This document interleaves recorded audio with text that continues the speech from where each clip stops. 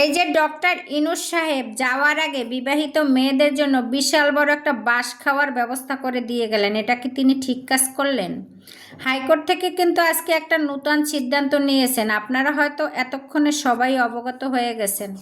High court এক সিদ্ধান্ত নিয়েছেন যে এখন থেকে যদি কোনো পুরুষ দ্বিতীয় বিয়ে করতে চায়, তার প্রথম স্ত্রীর কিন্তু কোনো অনুমতি নেওয়ার দরকার নাই। এই কথাগুলো বাংলাদেশের কিছু পুরুষ শুনে এতটাই খুশি হয়েছেন, তারা কিন্তু এতদিন মুখ ফুটে এই দ্বিতীয় বিয়ের কথা বলতে সাহস পায় নাই। তারা মনে মনে রেখেছে, আজকে তারা এই কথাটা শুনে তারা পাগল হয়ে গেছে। তাদের জন্য আজকে থেকে ঈদের দিন, ঈদের খুশিতে যেরকমের আনন্দ, আজকে থেকে কিন্তু তারা ঈদের খুশি পালন করবে। আর এমনও কিছু নারী আছে যারা সম্পূর্ণভাবে কিন্তু একজন পুরুষের উপর ডিপেন্ড করে।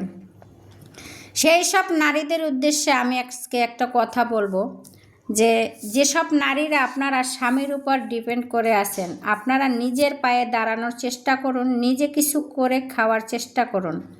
অ্যাটলিস্ট আপনার হাজব্যান্ড যদি কখনো দ্বিতীয় বিয়ে করেই ফেলে, তখন আপনি কি করবেন? তখন আপনি নিজের লাইফটা যাতে সুন্দরভাবে চালিয়ে যেতে পারেন, তেমন একটা নিজে কাজকর্ম খুঁজে করা শুরু করেন।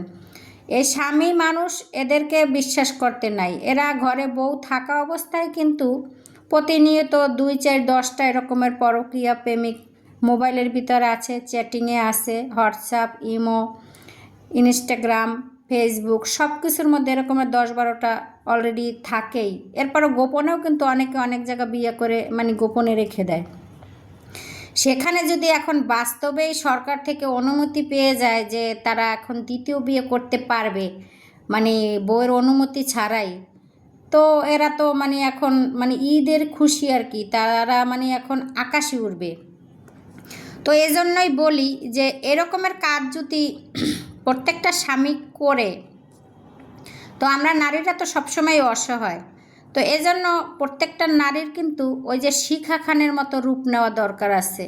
প্রত্যেকটা ঘরে ঘরে নারীরা শিখা খান হয়ে উঠবেন, যাতে শিখা খান যে শিক্ষাটা দিয়েছে সেই শিক্ষাটা আপনারাও দেওয়ার চেষ্টা করবেন। তাহলে তারা বিয়ে 1টা কেন, 2টা কেন, 3টা কেন, এভাবে 10টা করুক, সমস্যা নাই।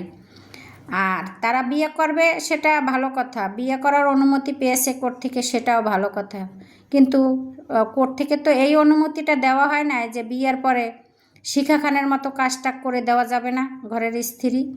শিখা খানের মতো কথাটা শিখা খানের কথাটা আপনারা সবাই মনে রাখে সুযোগে শুধু ঘুরবেন, সুযোগে ঘুরবেন, প্রথম কিছু বলবেন না। তাতেও যদি ভালো না হয়, সুযোগ বুঝে শিখা খানের মতো রূপটা নিয়ে নেবেন, টুনটুনিটা কেটে হাতে ধরাই দিবেন। তাহলে কিন্তু তারা ওই চিরদিন ওই আপনার কাছেই থেকে যাবে। এই বুদ্ধিটা সবাই কাজে লাগাবেন, কেউ টেনশন করবেন না, সবাই ভালো থাকবেন।